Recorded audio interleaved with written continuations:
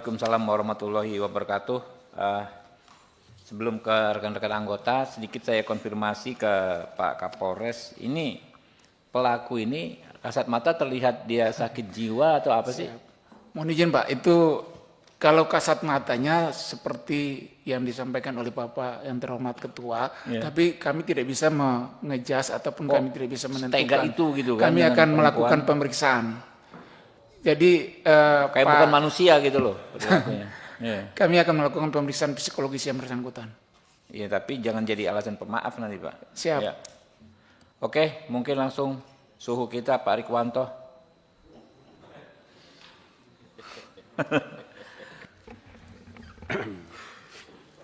Terima kasih pimpinan. Saya ke Pak Kapolres dulu ya. Siap, Jenderal. Ya. Pak Kapolres, terima kasih sudah ditangkap. Terima kasih sudah diusut tuntas pelakunya dengan gerak cepat. Saya lihat videonya di YouTube proses penangkapannya sampai saat ini sudah ditahan ya. Ya, akhirnya tertangkap juga. Akhirnya bisa ditangkap juga. Ada beberapa pertanyaan dari masyarakat masalah penanganan kepolisian. Itu sejak dilaporkan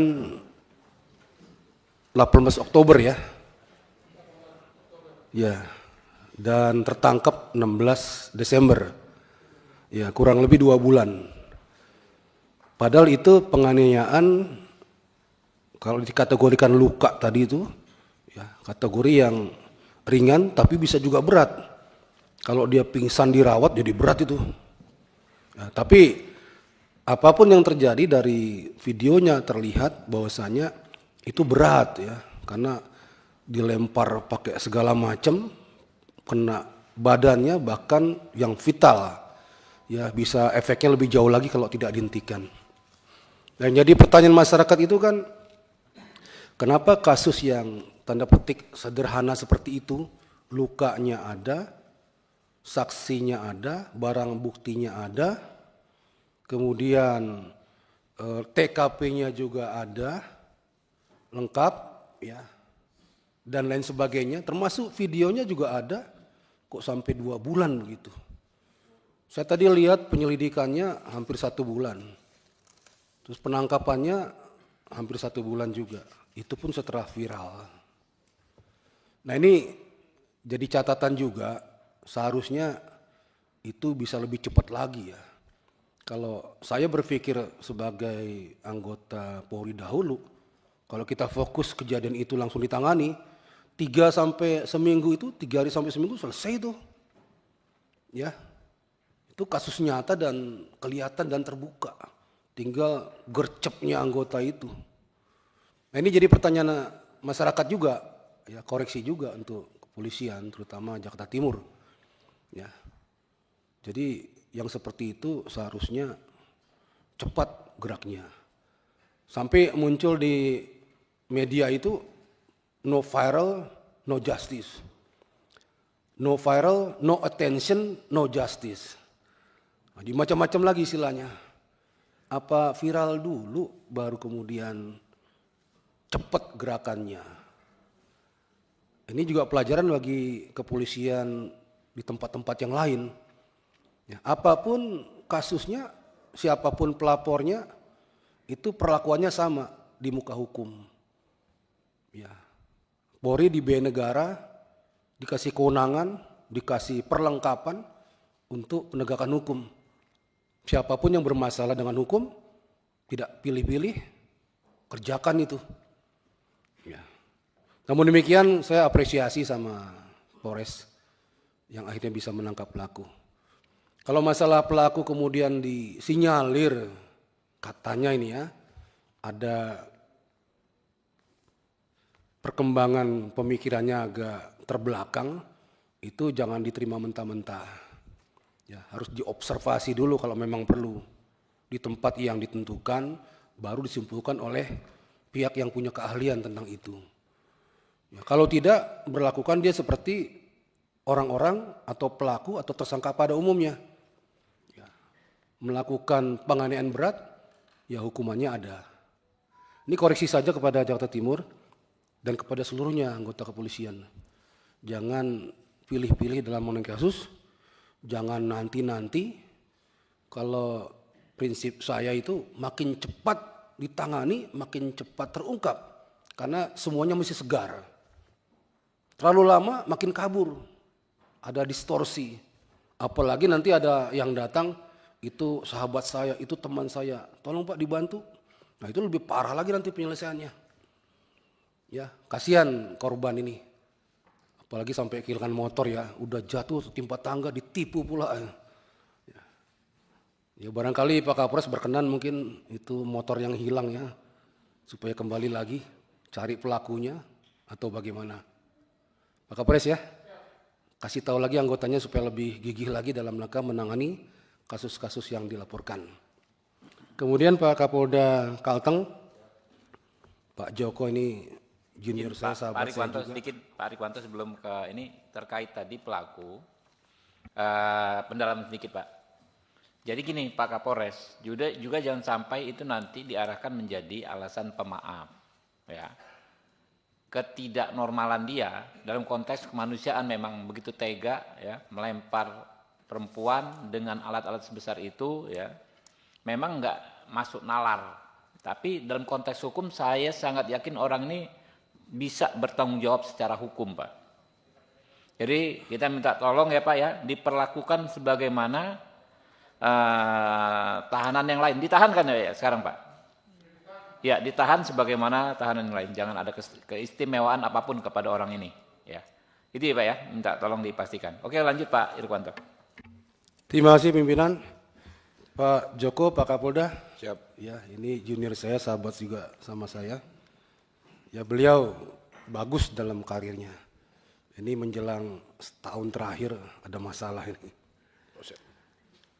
Yang kami soroti adalah kenapa begitu mudahnya anggota Polri pegang senjata kemudian menggunakannya kepada pihak lain. Ya kalau kita lihat ceritanya tadi itu mudah saja dia putar sana, totot tor. Putar lagi, totot, dor. Ini nggak umum. Ya, mafioso aja nggak begitu mungkin. Ini anggota Polri kok seperti itu. Ada apa di situ? Coba digali, gali kembali. Bukan hanya kepada tersangka yang sekarang, tapi kepada anggota seluruhnya. Ya, tadi disampaikan oleh Pak Kapolda, yang bersangkutan terdeteksi ada pakai sabu, gitu ya. Tapi saya lihat ini pemeriksaannya. Setelah 10 hari kemudian ditemukan sabu. Kan dia ditentukan sebagai tersangka itu setelah seminggu lebih ya. Tapi diambil urinnya mungkin darahnya ada sabu ya. Nah pada waktu melakukan ada sabu nggak di situ? Ya ini kan setelah ditangkap dicek ada sabunya. Waktu melakukan ada sabunya nggak? Atau ada cerita dia rutin menggunakan sabu? Ya pemasoknya dari mana? Belinya dari mana? Bagaimana dia menggunakannya?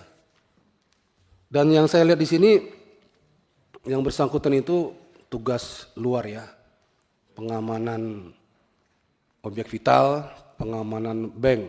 Jadi jarang sekali ketemu kesatuannya.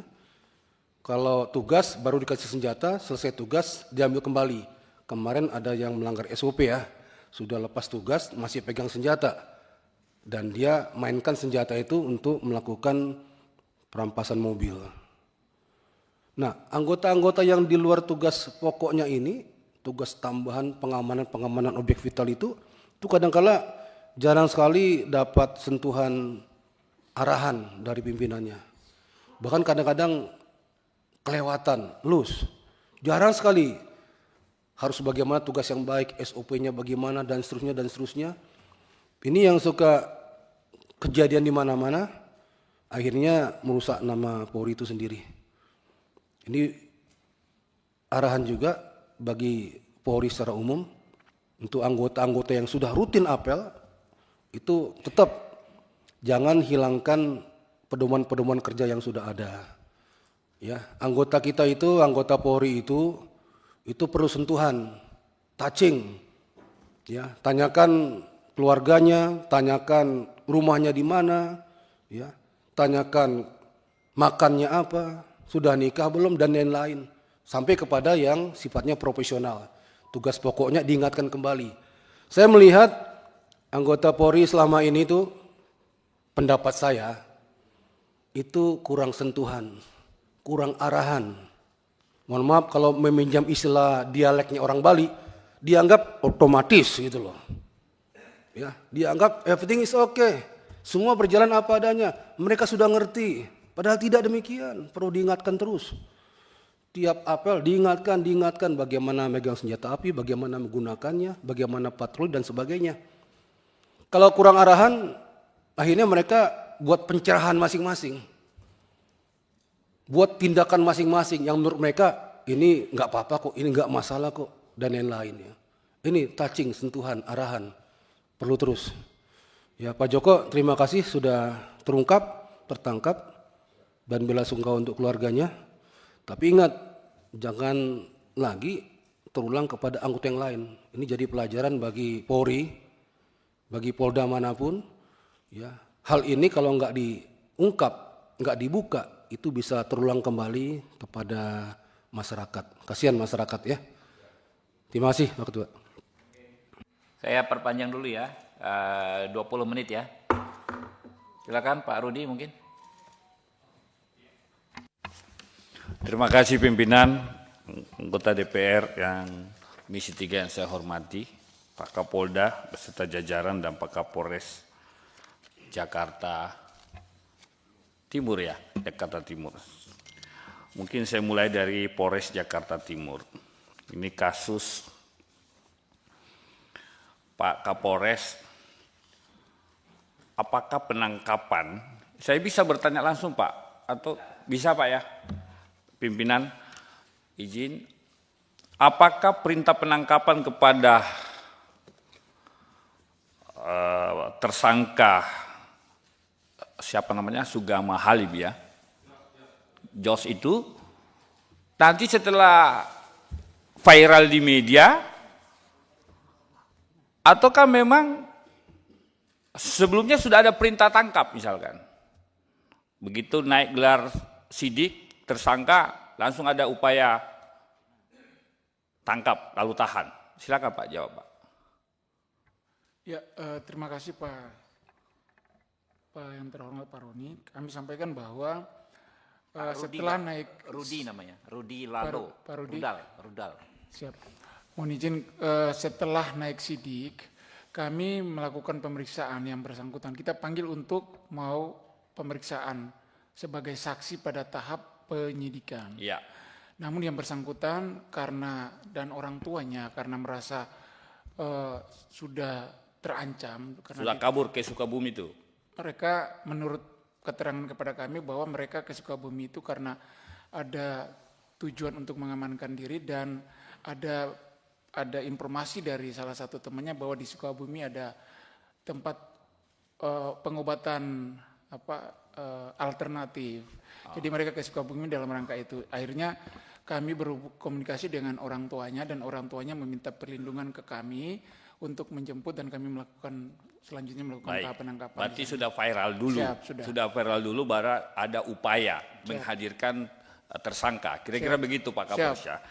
Pak Kapolres yang saya hormati, ini kita ditonton oleh masyarakat Indonesia saya kira, dan ini juga kami tujukan kepada seluruh jajaran anggota Polri bahwa kalau kemudian laporan masyarakat yang mungkin masyarakat ini dari kaum marginal, ini kita prihatin pimpinan.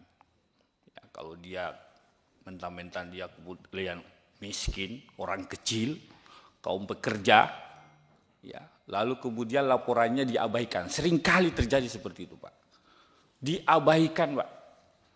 Sehingga ini yang mencoreng, menjatuhkan kepercayaan masyarakat kepada Polri. Kita sayang kepada Polri Pak, kita cinta kepada Polri Pak.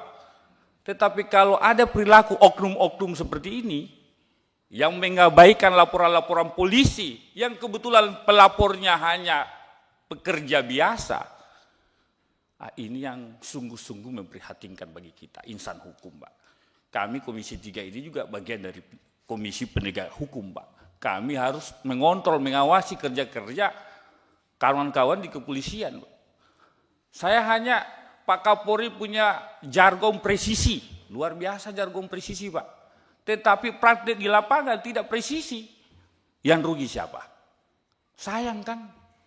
Pak Kapolri punya mimpi mereformasi kepolisian Republik Indonesia, tapi langkah-langkah di bawah tidak dikerjakan oleh pasukan di bawah. Ini yang catatan saya Pak Kapolres, ya, karena kalau nanti viral baru kemudian ditangani, ya kita sampaikan kepada masyarakat Indonesia. Kalau mau masyarakat Indonesia mencari keadilan, mau ditangani, ya viralkan dulu kira-kira begitu. Kan tidak bagus kalau penegakan hukum seperti itu. Nah mudah-mudahan tidak seperti itu Pak Kapolres. Ini catatan saja pimpinan. Yang kedua Pak Kapolda, kami Pak Komisi 3 luar biasa fungsi pengawasan kami karena setiap kasus-kasus yang muncul menyita perhatian publik. Saya tidak mau menyebut kata viral. Saya menyita perhatian publik, langsung dilakukan rapat dengar pendapat. Pak Kapolda bisa dibayangkan kalau polisi tugasnya mengayomi, melindungi, ya kan? Lalu kemudian penjahatnya adalah oknum. Saya hormat, respect, kemudian ada langkah cepat, kemudian langkah tegas memberhentikan, lalu kita proses ke peradilan. Tetapi pimpinan mohon izin, mohon kiranya mungkin rapat dengar pendapat berikutnya setelah masa reses, mungkin kita perlu mengusulkan kita undang Irwasum atau Itwasum, undang Kabid Propan, karena ini kejadian banyak terjadi di seluruh Indonesia. Kita undang kalau perlu Irwasdanya Pak, bagaimana mekanisme pengawasan internal. Saya dengar ini kan Irwasum baru nih Pak, pejabat baru.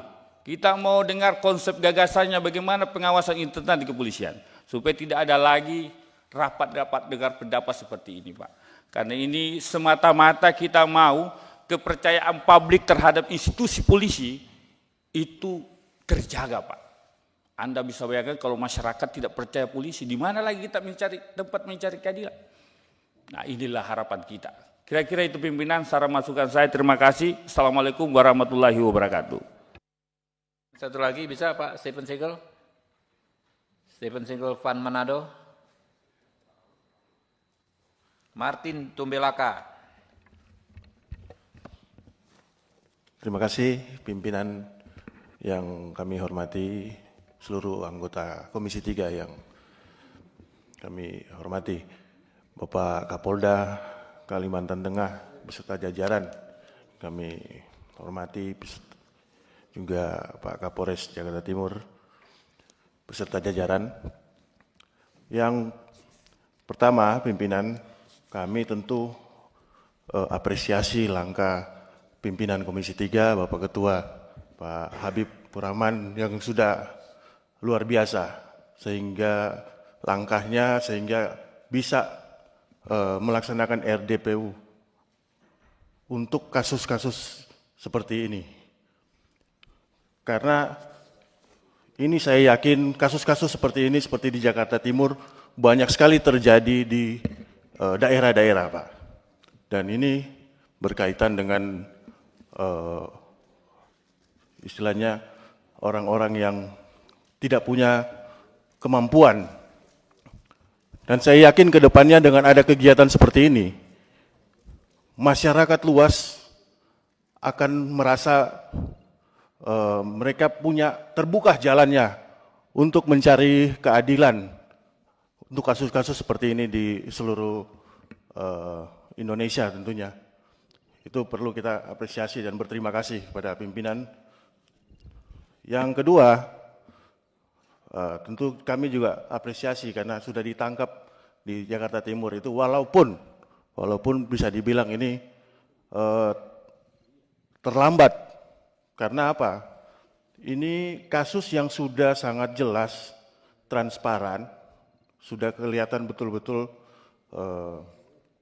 kejadiannya, tapi prosesnya malah penangkapannya kurang lebih 2 bulan kalau saya ikutin. Dan bahkan kawan kami tadi menyampaikan bahwa ini setelah viral baru diproses.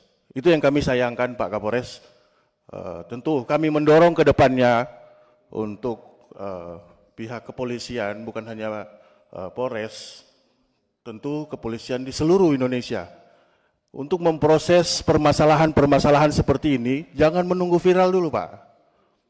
Kita harus kejadian yang sudah jelas polisi kita harapkan jemput bola, Pak, untuk supaya masyarakat merasa adanya perhatian, keadilan di masyarakat, terutama korban. Kalau kita lihat kejadian yang tadi itu sangat luar biasa. Seorang perempuan lemah dihajar sedemikian rupa itu, Pak, sangat-sangat tidak manusiawi. Saya setuju dengan kata ketua tadi, itu orangnya itu harus dihukum sesuai dengan apa yang dia lakukan. Itu untuk Polres dan untuk Pak Kapolda Kalimantan Tengah. Tentu kami berterima kasih juga karena sudah memproses anggotanya yang sudah melakukan pelanggaran dan sudah dihukum, Pak, ya. Sudah dihukum. Saya melihat di sini ada satu masalah ini, Pak. Ada karena tadi dari hasil tadi itu terindikasi pelakunya itu ternyata menggunakan psikotropika, sabu-sabu. Dan tentu ini, Pak, jadi perhatian karena ini salah satu yang dituangkan dalam asta citanya Bapak Presiden Prabowo Subianto untuk memberantas narkoba. Jadi kami mendorong ini, Pak, supaya ada pengecekan yang rutin untuk anggota-anggota kepolisian ini, Pak. Baik dari Mabes Polri, Polda sampai ke bawah-bawah, Pak, Polsek dan semuanya. Jadi perlu ada pengecekan yang rutin supaya apa, Pak? Kejadian-kejadian seperti ini jangan terulang lagi, Pak. Dan juga perlu untuk evaluasi bagi anggota yang kembali ini kejadian yang kesekian kali, Pak, menggunakan pistol seenaknya. Nah, ini jadi perhatian juga karena beberapa waktu yang lalu kita juga di sini mengadakan RDPU dengan pihak Polres Semarang. Ini kejadian juga menggunakan pistol sehingga menyebabkan kematian. Tentu kami mendorong ini pihak kepolisian supaya langkah-langkah pengawasan anggotanya supaya lebih efektif dan maksimal. Itu dari saya, pimpinan. Sekian, terima kasih. Wassalamualaikum warahmatullahi wabarakatuh. Terakhir Pak Hinca. Izin pimpinan. Terima kasih pimpinan. Ya, terima kasih pimpinan, teman-teman Komisi 3 yang saya hormati, Pak Kapolda dan jajaran, Pak Kapolres Metro Jakarta Timur yang saya hormati, dan Ibu Ida dan kuasa hukumnya. Saya fokus ke Pak Kapolda Kalimantan Tengah. Terima kasih Pak Kapolda sudah hadir, dan saya tadi terkesima sedikit bagian akhir slide-nya itu, sekian dan terima kasih. Hashtag Kalteng aman nyaman presisi. Saya suka yang presisi yang kecil-kecil itu, aman nyaman. Ini menarik sekali bagi saya dan saya support nanti untuk masuk ke case ini. Aman nyaman, karena di masyarakat bisa terjadi aman tapi tak nyaman. Nah, itu dia. Jadi kalau aman nyaman, nah perfect ini Pak Joko. Saya kira Pak Joko ini memang pujangga ini, menerjemahkan presisi dalam konteks yang lebih luas lagi, aman nyaman gitu. Kalau di Medan ditanya, aman Bang? Aman tapi tak nyaman. Itu beda itu. Aman tapi tak nyaman. Tapi ini Kalteng aman nyaman. Pak Kapolda, saya ikuti betul kasus ini dan setuju dengan teman-teman, kayaknya rentetan ini. Dan karena itu sebelum saya teruskan, saya mau konfirmasi dulu pimpinan. Di sebelah Pak Kapolda kan ada, saya lihat, kalau salah mohon dikoreksi ya, Bapak BJP Andi Sahriful Taufik. Betul Pak Andi ya. Auditor utama Itwasum Polri. Jadi Bang Lalo ada di sini juga dari kan, jadi mendengar dia. Oke, bagus juga. Dan ini penting, saya setuju ke situ nanti. Nah, rentetannya kan dari Solok, Sumatera Barat, ya, terus masuk ke kemudian di Jawa Tengah yang sudah diklarifikasi, sekarang masuk ke Kalteng. Kayaknya beruntun gitu ya soal Senpi ini. Kasusnya dulu Pak Joko. Saya percaya Pak Joko tidak berhenti pada kasus itu saja. Sebagai seorang penyidik, saya yakin juga punya indera penciuman bahwa penggunaan Senpi membunuh seseorang dengan target sesuatu, menurut saya ada penyebabnya. Apalagi tadi saya lihat slide, ternyata dia pernah dihukum beberapa kali. Baik hukuman ringan sampai ke pansus namanya ya. Ditempatkan di tempat yang khusus. Jadi ini orang ada sesuatu di sini. Nah karena itu permintaan saya Pak Kapolda, tim ini jangan terus berhenti di situ, teruskan dulu.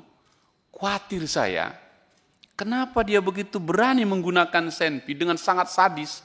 Kalau cerita Pak Kapolda tadi itu masih biasa kok. Ini di kanan, ini di kiri. Tapi kalau ini difilmkan, ini luar biasa sadisnya ini orang. Untuk tujuan tertentu dia membunuh, nggak setimpal lah antara yang dilakukannya itu untuk diambil. Dugaan saya, minta maaf ini kalau ini namanya dugaan, yang harus dibuktikan. Mungkin dia butuh uang untuk sabu itu. Jadi dia dikejar-kejar pengaruh sabu itu, mengambil uang apa saja dengan menggunakan kekuasaannya. Karena itu, kalau berkenan Pak Joko, saya mendorong, coba telusuri dulu jaringan narkobanya. Sekalian saja ini. Kalimantan Tengah, Kalimantan Barat, masuk Kalimantan Selatan. Bandar narkoba yang kita kejar nomor urut 1 di Republik ini, yang kita sebut Pablo Escobarnya Indonesia, Freddy Budiman, minta maaf ini teman-teman, adalah orang Kalimantan Selatan. Jadi, jangan-jangan gengnya dia ini. Begitu, saya mau kejar ini untuk mau menghormati apa yang disampaikan Pak Habibur Rahman, Ketua Komisi 3, untuk kejar ini Pak. Sangat tidak masuk akal menggunakan Senpi begitu mudah menembak seseorang.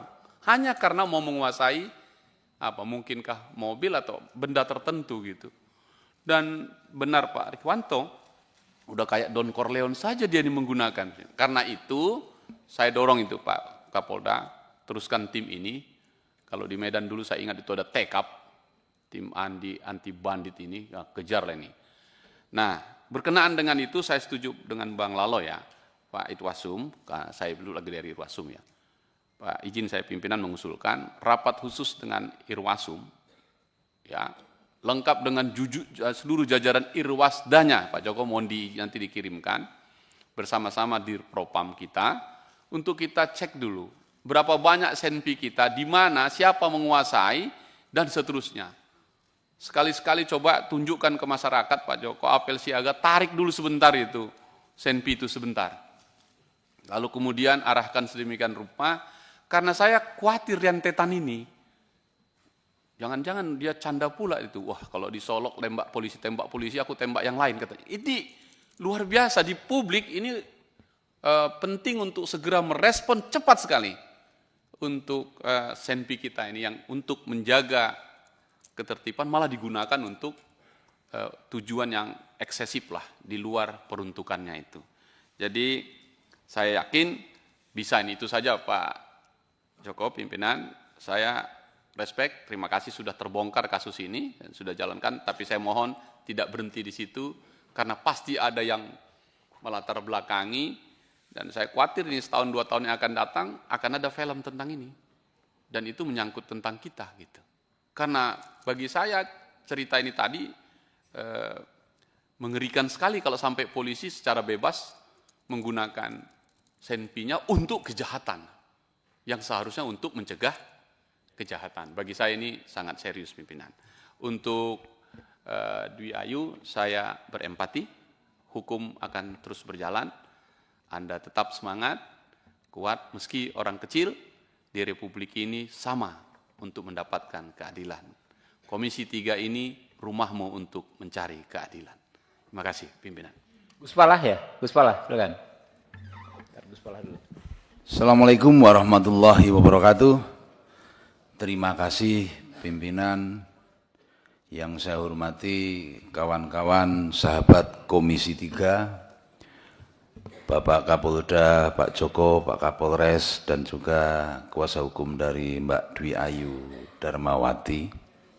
Mungkin saya fokus kepada Pak Kapolda. Jadi gini Pak Kapolda, berdasarkan peraturan Kepala Kepolisian Perkap nomor 12 tahun 2009, sudah jelas tentang pengawasan dan pengendalian penanganan perkara pidana, dijelaskan bahwa penyidik wajib memberikan surat pemberitahuan perkembangan hasil penyidikan SP 2HP kepada keluarga korban secara berkala. Nah, pertanyaan saya kepada Bapak ini, apakah keluarga korban juga sudah mendapatkan informasi yang memadai tentang perkembangan kasus ini?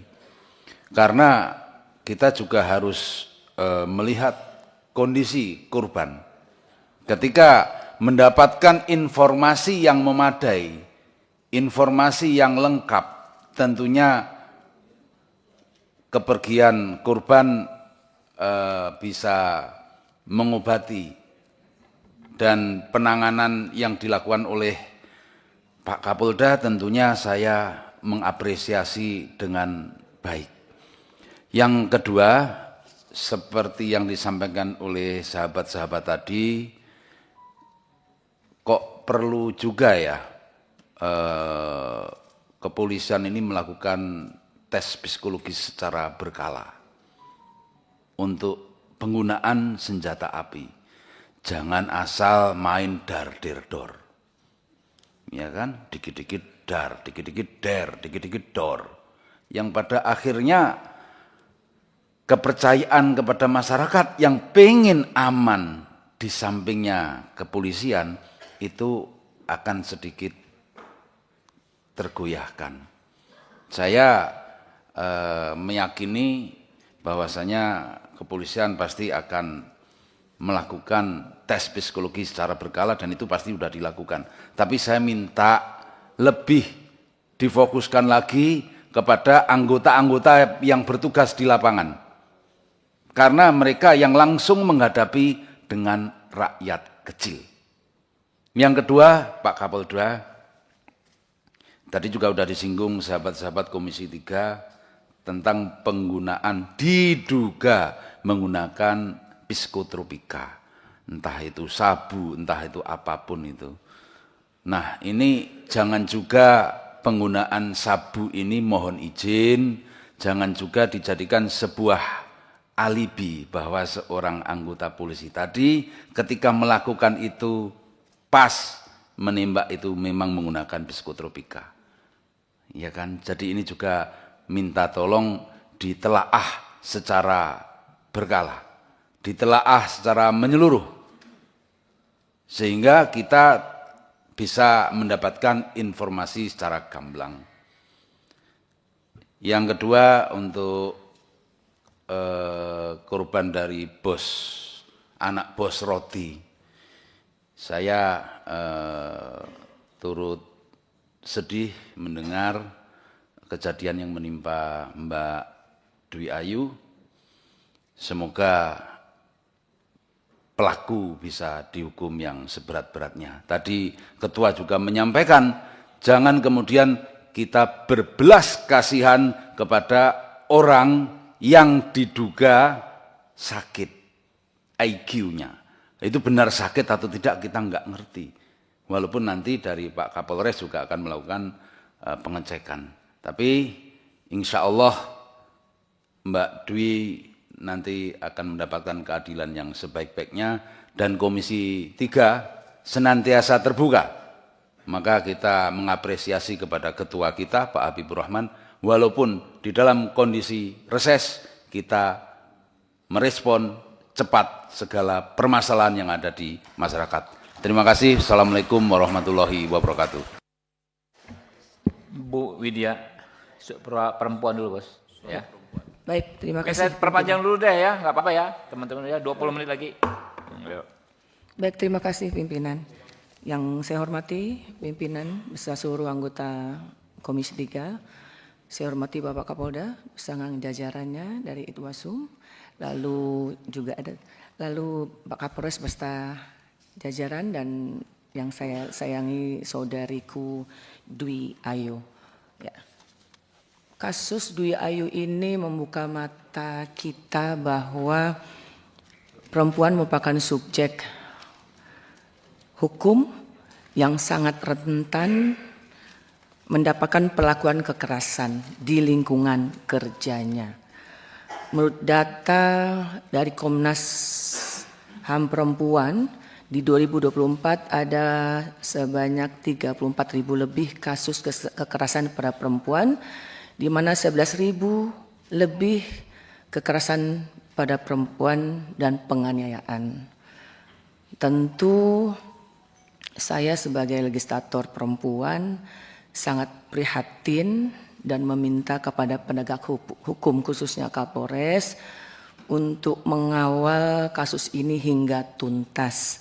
Seperti apa yang sudah disampaikan oleh pimpinan kami, tidak ada terkecualian walaupun pelakunya adalah seorang bos, ya, pemilik, tapi juga harus mendapatkan hukuman yang sesuai dengan apa yang telah dilakukan. Ya, tentu mudah-mudahan hal ini tidak akan terulang kembali dan khususnya untuk penegak hukum untuk bisa seprofesional mungkin dalam menyelesaikan permasalahan-permasalahan khususnya pelaporan-pelaporan yang tadi Pak Rudi lalu sampaikan tidak melihat dari level ekonominya atau siapa dia, tapi harus direspon secara dengan cepat. Walaupun sudah hampir dari 17 Oktober sampai 15 Desember, cukup lama, tapi tetap kami mengapresiasi bahwa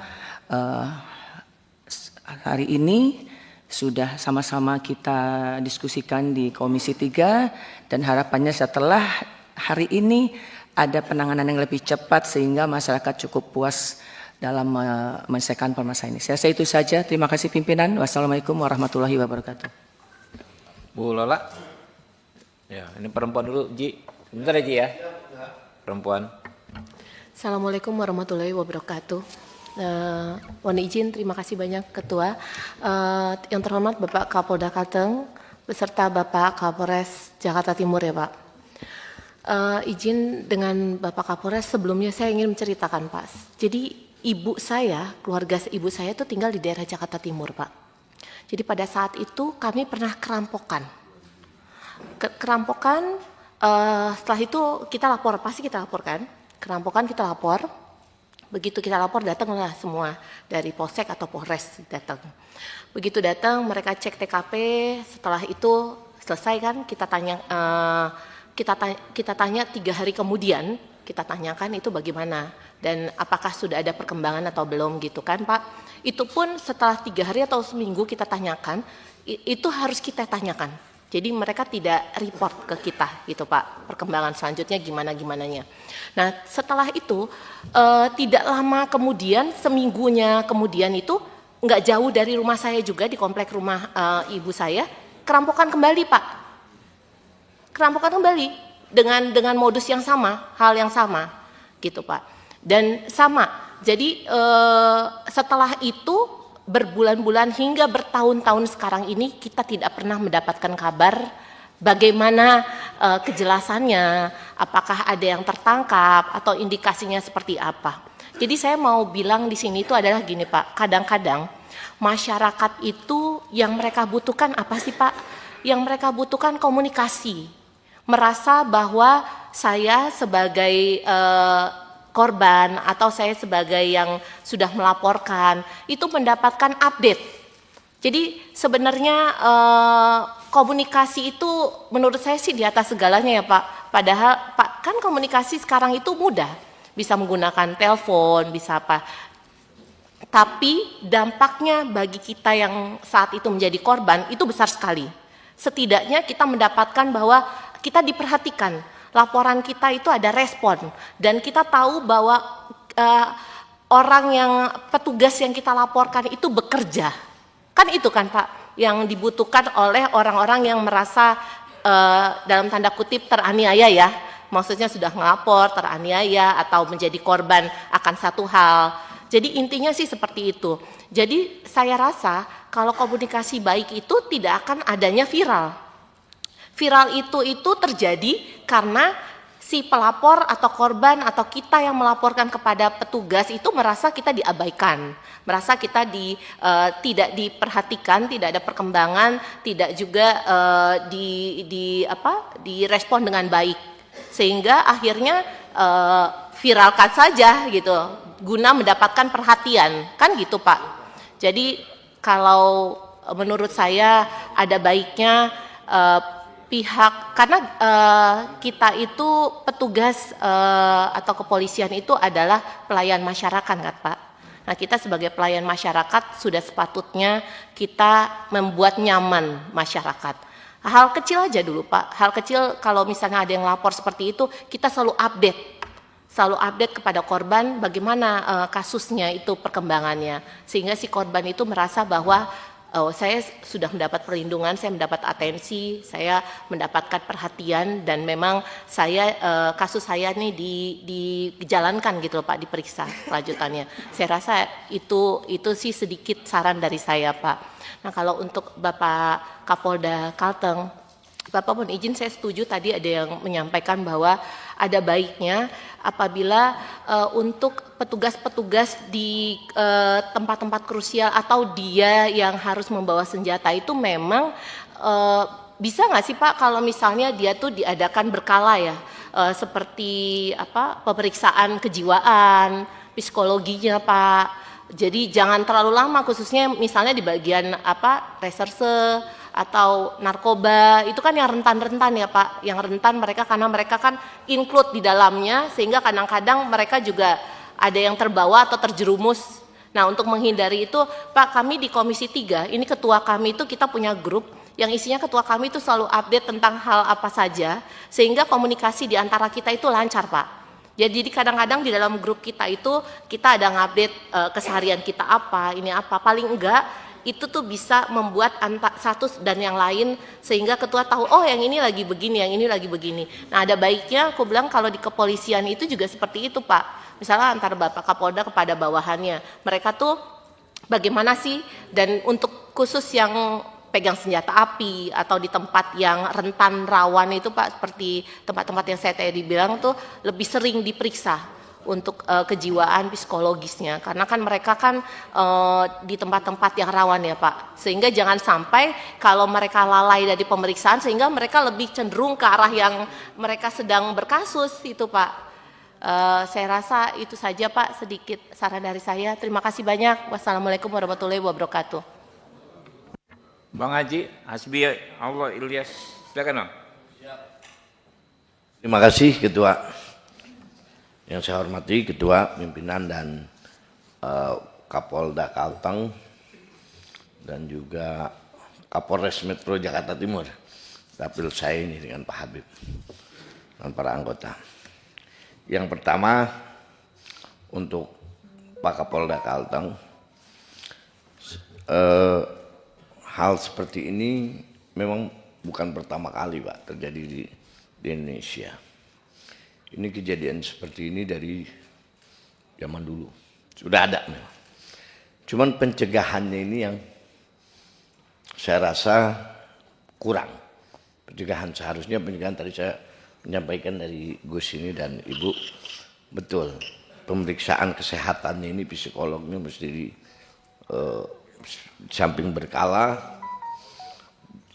Kadang kepolisian ini menurut pandangan kami memberikan senjata, tapi setelah itu dilepas begitu aja, tidak pernah ada kontrol. Itu yang terpenting, kontrolnya ini ini kita tidak bisa menyalahkan, sebab orang aura bawa senjata itu kan berbeda, dia merasa gagah, apalagi polisi-polisi yang baru seperti ini Pak. Yang kedua dari Pak Kapolres Jakarta Timur,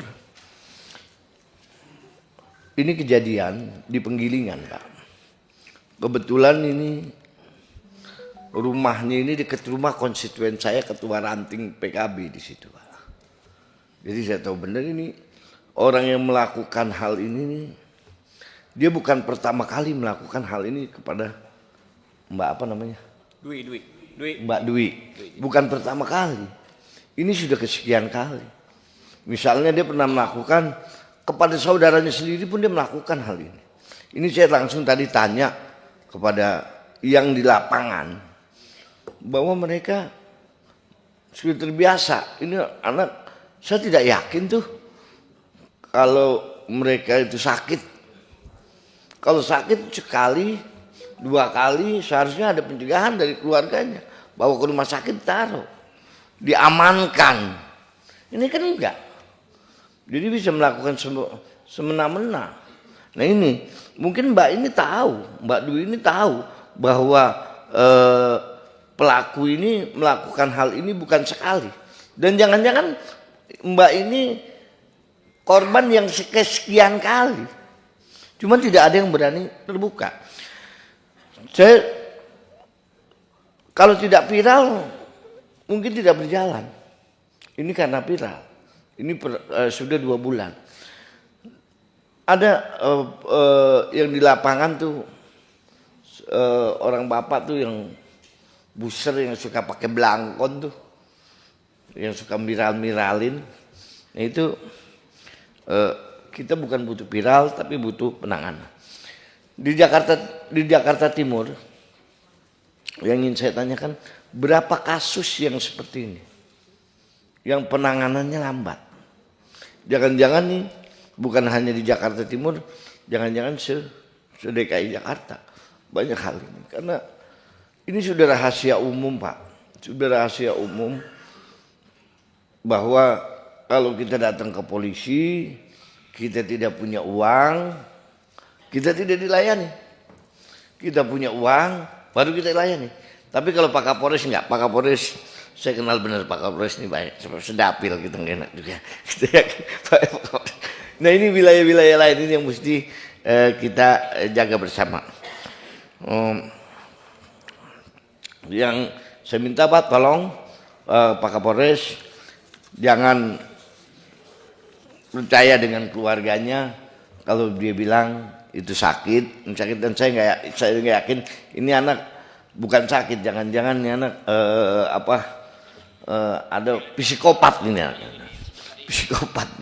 Terima kasih. Assalamualaikum warahmatullahi wabarakatuh.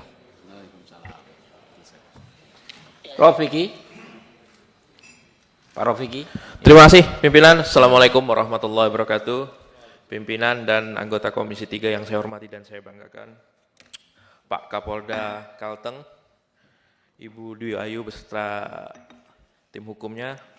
Perkenalkan Pak Kapolda, saya Rofiki, Dapil Kalimantan Selatan Pak, jadi tetanggaan kita nih. Yang pertama Pak Kapolda, titip duka cita dari kami karena kebetulan korban warga saya, warga kami, kalau tidak salah dari Banjarmasin. Nanti juga Pak Kapolda kalau ada waktu kami minta alamatnya agar saya bisa berkunjung langsung ke rumah duka. Yang kedua Pak Kapolda, tadi menarik apa yang disampaikan oleh senior kami Pak Hinca terkait Pablo Escobar yang dari Kalimantan Selatan. Tadi kita sedikit berdiskusi di dalam ruangan, salah satu yang menjadi poin kita adalah si pelaku ini positif sabu-sabu. Kita tahu Pak Kapolda Kalimantan Selatan punya Pablo Escobar tadi. Bahkan tadi Pak Kapolda bercerita dengan saya kemungkinan besar barang ini datang dari salah satu lapas yang ada di Kalimantan Selatan. Ini jaringan Pak, sudah sampai ke bawah. Bahkan pola-pola kerjanya sama seperti Pablo Escobar senior. Jadi mereka punya sebutan plomo or plata. Apa artinya itu? Peluru, perak atau peluru. Jadi kalau nggak ikut mereka dihajar sama mereka, kalau ikut dikasih duit. Dan ini semua memang tugas kita bersama. Kalimantan Selatan itu sebenarnya Pak Hinca terkenal akan sebutan Babus Salam, pintu keselamatan. Nah jangan sampai Kalsel ini berubah Pak, jadi pintu narkoba. Ini tugas kita bersama, saya rasa Pak Kapolda juga harus tutup itu kunci yang dari Kalteng, agar yang dari Kalbar nggak bisa masuk ke Kalsel. Yang ketiga, Pak Kapolda, ini saya kira orang yang menembak seseorang berhadapan begitu psikopat, Pak. Jangan sampai lepas ini barang. Yang terakhir, Pak Kapolda, kita tahu jalan Trans Kalimantan itu sepi, Pak. Terutama dari arah Kalteng yang akan masuk ke Kalimantan Selatan. Nah, Kalsel punya hajatan besar, Pak, di tanggal 5 Januari. Ada haul Abah Gurus Kumpul yang mungkin masa yang akan datang itu sekitar 2 juta orang. Minta tolong nanti Pak Kapolda, jalur ini diamankan agar jangan sampai mengganggu para jamaah. Terima kasih pimpinan, mungkin saya itu saja. Assalamualaikum warahmatullahi wabarakatuh. Ya, rekan-rekan, sepertinya semua bersifat masukan Pak Kapolres, Pak Kapolda, ya, juga dukungan ya supaya Pak Kapolres maupun Pak Kapolda maksimal mengedepankan penegakan hukum dalam perkara ini. Pak Kapolres jangan sungkan-sungkan ya, itu manusia sadis ya, perlakukan jangan sampai ada perlakuan yang istimewa sama sekali ya, dan prosesnya kalau bisa dipercepat Pak Kapolres. Kita juga komitmen mengawal kasus ini sampai ke persidangan dan sampai orang itu mendapat hukuman yang seberat-beratnya. Dari Komisi 3 akan kawal terus dan akan kirim tim untuk mengawal persidangan ya sampai vonis. Pak Kapolda juga demikian Pak ya. Intinya yang namanya kejadian-kejadian seperti ini Pak mungkin terjadi di mana saja. Kali ini saja mungkin di wilayah hukum Bapak ya. Jadi kita juga berterima kasih Bapak-bapak di sini juga sudah banyak yang dilakukan ya. Dalam rangka merespon peristiwa yang terjadi ya. Jadi jangan berkecil hati juga ya Bapak berdua ya, Pak Kapolres, Pak Kapolda, tetap semangat Pak, berdua Pak ya. Ini bukan sesuatu yang memang kaitannya dengan Bapak berdua langsung, itu kan di bawah ya, di pelaksanaan ya. Mungkin itu kesimpulannya, tolong dibacakan Pak Inca kesimpulannya. Izin membacakan, bisa dibesarkan sedikit? Itu dia.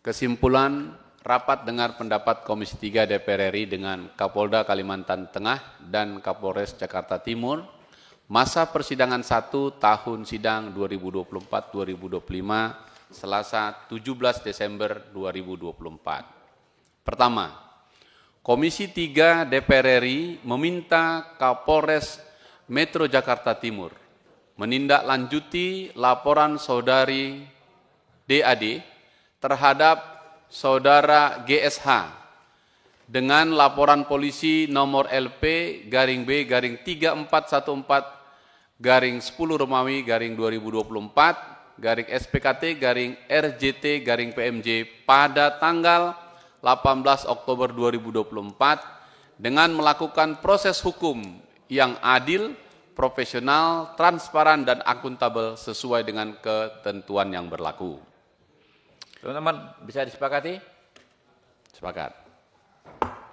2. Komisi 3 DPR RI meminta kepada Polres Metro Jakarta Timur dan seluruh jajaran Kepolisian Republik Indonesia untuk menindaklanjuti segala jenis bentuk pelanggaran hukum yang terjadi tanpa menunggu viral terlebih dahulu di media sosial. 7.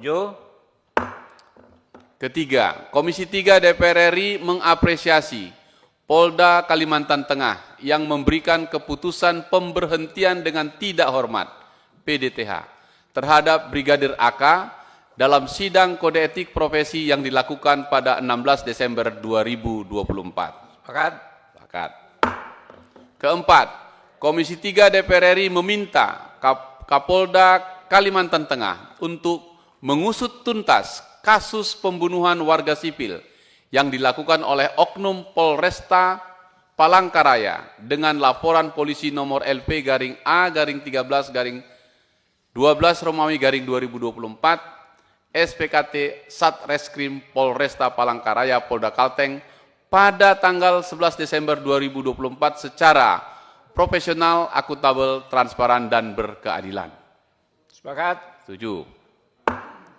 ya rekan-rekan, sebelum mengakhiri session ini, saya informasikan bahwa telah hadir juga di masalah lain seorang warga negara Indonesia namanya Reza Artamevia, ya, mengadukan persoalan hukumnya. Mungkin teman-teman berkenan meluangkan waktu tambahan sedikit saja nanti setelah ini, ya. Mumpung kita sudah hadir di sini, ya. Terima kasih Pak Kapolda, Pak Kapolres, ya, tetap semangat ya. Jangan kecil hati Pak, semangat Pak. Ini cuma kerikil, yang penting bangkit ke depan, selesaikan masalah. Oke? Teman-teman dari Polda, dari Polres ya, semangat ya. Yang hadir ya. Oke. Salam presisi. Ya. Terima kasih. Billahi taufiq wal hidayah. Wassalamualaikum warahmatullahi wabarakatuh. Sidang saya skor 10 menit ya, teman-teman ya. Skor, nanti kita hadir lagi ada Reza Artamevia. Terima kasih. Teman-teman mau konvers nggak? Mau ini ya? Ya sini aja, gitu aja. Yuk, Pak. Yuk, Pak.